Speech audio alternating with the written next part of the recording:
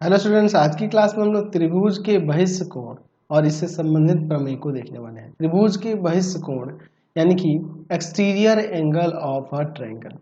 अगर हम लोग यहाँ पर त्रिभुज के बहिष्ठ कोण की बात करें तो मैंने आपको चैप्टर में पढ़ा रखा है। इसी चैप्टर में मैंने आपको बताया हुआ था कि अगर किसी त्रिभुज के एक भुजा को बढ़ाकर कोई किरण इस तरह से बना दी जाए, ठीक है, कोई किरण इस तरह से बना दी जाए तो ये इस तरह जो बाहर की ओर कोण बन रहा है, इसी को हम लोग क्या कहते हैं? बहिष्ठ कोण कहते हैं। बहिष्ठ कोण कहते हैं, ठीक है, इसे बहिष्ठ कोण कहा जाता है। ठीक है, तो हम लोग इसमें चाहे तो इसकी परिभाषा ऐसे लिख सकते हैं ना कि यदि किसी त्रिभुज की एक भुजा को बढ़ाकर एक किरण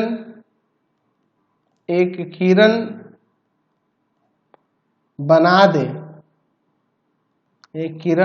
दे तो त्रिभुज के बाहर की ओर बना कोण बहिष्ठ कोण कहलाता है। बहिष्ठ कोण कहलाता है। हम लोग यहाँ पे ये लिख सकते हैं, ये जो बाहर की ओर यहाँ कोण बना इसे क्या कहेंगे? बहिष्ठ कोण कहेंगे। ठीक है, ये आपका बहिष्ठ कोण हो जाएगा। तो जो आप ये बहिष्ठ कोण देख रहे हैं, ठीक है, ये बहिष्ठ कोण जो देख रहे हैं, इसी के सापेक्ष में ये एंगल ए और एंगल बी जो है सुदूर अंतः कोण या अंतः अभिमुख कोण कहलाता है। ठीक है, तो आप लिख सकते हैं कि बहिष्ठ कोण याद रखने के लिए मैं आपको बता रहा, बहिष्ठ कोण एंगल ए सी डी के सापेक्ष एंगल ए तथा एंगल सी को क्या कहते हैं? सुदूर अंतः कोण यानी कि रिमोट इंटीरियर एंगल्स या अंतः अभिमुख कोण भी कहते हैं। अंतः अभिमुख कोण यानी कहने का मतलब एंगल ए और एंगल बी क्या है, इसके सापेक्ष में अंतः अभिमुख कोण या फिर सुदूर अंतः कोण। अंतः अभिमुख कोण यानी कि इंटीरियर अपोजिट एंगल्स कहते हैं। ठीक है, समझ गए? चलिए, तो अब हम लोग इससे संबंधित जो प्रमेय है उसको देखते हैं। तो क्या है प्रमेय? बहिष्ठ कोण प्रमेय। देखिए क्या कह रहा है बहिष्ठ कोण प्रमेय। यदि किसी त्रिभुज की एक भुजा बढ़ाई जाए तो इस प्रकार प्राप्त बहिष्ठ कोण दो अंतः कोणों के योगफल के बराबर होता है। तो दो अंतः कोण कौन होने चाहिए? वो सुदूर अंतः कोण, या फिर आप लिख सकते हैं कि अंतः जो होंगे वह कैसे कोण होने चाहिए? वह अंतः, अभी मैंने बताया ना कि अंतः अभिमुख कोण होने चाहिए या फिर सुदूर अंतः कोण कहिए। ठीक है ना जी? तो ये चीज ध्यान रखना, इसमें ये चीज जोड़ देना चाहिए था कि यदि किसी त्रिभुज की एक भुजा बढ़ाई जाए तो इस प्रकार बना बहिष्ठ कोण जो होता है सुदूर अंतः कोण के दो, यहाँ पे मैं जोड़ देता हूँ सुदूर, इसमें जोड़ देना आप भी, अच्छा रहेगा इस तरह से, सुदूर अंतः कोणों के फल के बराबर होता है। नहीं तो आप कोई भी दो कोण ले लोगे ना, इसलिए ये मैंने कह दिया आपको। चलिए, तो मैं यहाँ पे एक त्रिभुज बना लेता हूँ, त्रिभुज ए बी सी। इसकी भुजा हम लोग बी सी को ना आगे डी तक बढ़ा लेते हैं इस तरह से कुछ। तो ये बाहर वाला जो कोण होगा ये बहिष्ठ कोण, ये इन दोनों सुदूर दो अंतः कोणों, इन अभिमुख अंतः कोणों के योग के बराबर होगा। चलिए, तो पहले क्या दिया है उसको लिख लेते हैं। दिया है त्रिभुज ए बी सी की भुजा कौन? बी सी को कहाँ तक? डी तक बढ़ाया गया है,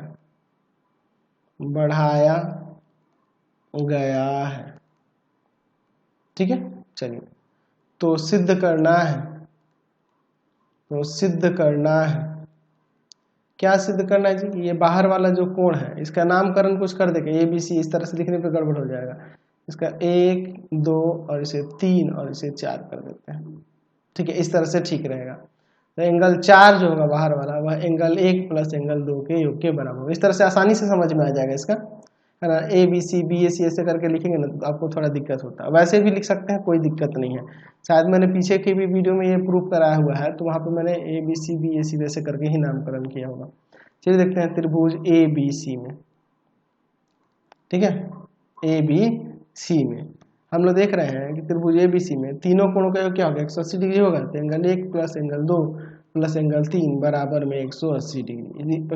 इक्वेशन फर्स्ट और लिख देते हैं, क्यों, यहाँ पर लिख सकते हैं कि त्रिभुज के तीनों कोणों, त्रिभुज के तीनों कोणों का योग 180 डिग्री होता है, 180 डिग्री होता है, ऐसा हम लोग कह सकते हैं। अब देखिए फिर हम लोग यहाँ पे ये भी देख रहे हैं कि एंगल 3 प्लस एंगल 4 का योग जो होगा ये भी 180 डिग्री हो जाएगा। कैसे, रैखिक युग्म अभिगृहित जो पढ़े थे उससे, रैखिक युग्म अभिगृहित से, अभिगृहित से हम लोग यहाँ पे लिख सकते हैं, ये और ये रैखिक युग्म है ना जी, तो इनका योग जो होगा 180 हो जाएगा। अब यहाँ पे लिखते हैं इसको समीकरण 2, और लिखते हैं समीकरण 1 तथा समीकरण 2 से, ये देखिए दोनों में देख रहे हैं, दोनों का योग 180 180 आ रहा है, तो ये दोनों बराबर हो जाएंगे ना, यानी कि एंगल 3 प्लस एंगल 4 बराबर हो जाएगा angle 1 plus angle 2 plus angle 3 के। एंगल 3 से एंगल 3 कैंसिल, तो एंगल 4 जो हो जाएगा बराबर हो जाएगा एंगल 1 प्लस एंगल 2 के। या आप ऐसे भी लिख सकते हैं कि एंगल ACD जो होगा बराबर होगा एंगल BAC और प्लस में एंगल ABC, ठीक है। ये हमने दिखा दिया कि बाह्य कोण जो है अभिमुख अंतः कोण के योग के बराबर होता है, समझ गए। चलिए क्लियर है। चलिए अब हम लोग एक उप प्रमेय देख लेते हैं, बहिष्कोण प्रमेय का ही उप प्रमेय है कि किसी त्रिभुज में बहिष्कोण प्रत्येक 2 अंतः कोणों से बना होता है। 2 अंतः, यहाँ पे ध्यान रखना है कि सुदूर अंतः कोणों से, सुदूर अंतः कोणों से, ठीक है। चलिए ये हमेशा ध्यान रखना, यहाँ जोड़ ही देना। चलिए हम लोग यहाँ पे त्रिभुज ले लेते हैं ABC। अच्छा, हम लोग BC को आगे बढ़ा देते हैं, यहाँ D तक बढ़ा देते हैं, ठीक है। चलिए हमारे पास क्या दिया है, दिया है कि त्रिभुज ABC की भुजा BC को बिंदु D तक बढ़ाया, D तक बढ़ाया, ठीक है। चलिए अब इसके बाद अब इसमें देखिए क्या किया है, हमारे पास हमें यहाँ पे ये दिया हुआ है, तो यहाँ पे सिद्ध करना है, तो सिद्ध करना है, क्या सिद्ध करना है, तो हम लोग इसका नामकरण कर देंगे तो ठीक रहेगा। 1 2 3 4 कि बहिष्कोण जो होगा यानी एंगल 4 जो होगा प्रत्येक 2 सुदूर अंतः कोण से, यानी एंगल 1 से भी और एंगल 2 से भी बड़ा होगा, यानी कि एंगल 4 जो है एंगल 2 से भी बड़ा है तथा एंगल 4 जो है एंगल 1 से भी बड़ा है, ये हमें दिखाना है। चलिए अब हम लोग इसका प्रमाण देखते हैं। अभी हमने देखा बाह्य कोण प्रमेय से, बाह्य कोण प्रमेय से कि बाह्य कोण जो होता है वह अभिमुख अंतः कोणों के योग के बराबर होता है, ये हम लोग जानते हैं। तो जब ये दोनों को जोड़ने पे इसके बराबर होता है तो हम लोग इससे लिख सकते हैं, अतः ये एंगल 4 जो होगा एंगल 1 से भी बड़ा होगा और एंगल 4 जो होगा एंगल 2 से भी बड़ा होगा, क्योंकि इन दोनों को जोड़ने पे ना एंगल 4 हो रहा है, इन दोनों को जोड़ने पे, तो जब दोनों कोणों को जोड़ने पे ये बराबर होता है यानी प्रत्येक से ये बड़ा ही ना है, यही हमने प्रमाणित करना था। तो ये आपका उप प्रमेय था, इससे संबंधित ये भी मैंने बता दिया। अब इसके बाद हम लोग सीधे एक्सरसाइज में चलेंगे और वहाँ क्वेश्चंस को देखेंगे। इसके लिए आपको हमारे 3 चैनलों को सब्सक्राइब कर लेना होगा। पहला है pathfinder classes Chhapra, pathfinder classes Chhapra. दूसरा है आपके पास भारती भवन, भारती भवन रविकांत सर।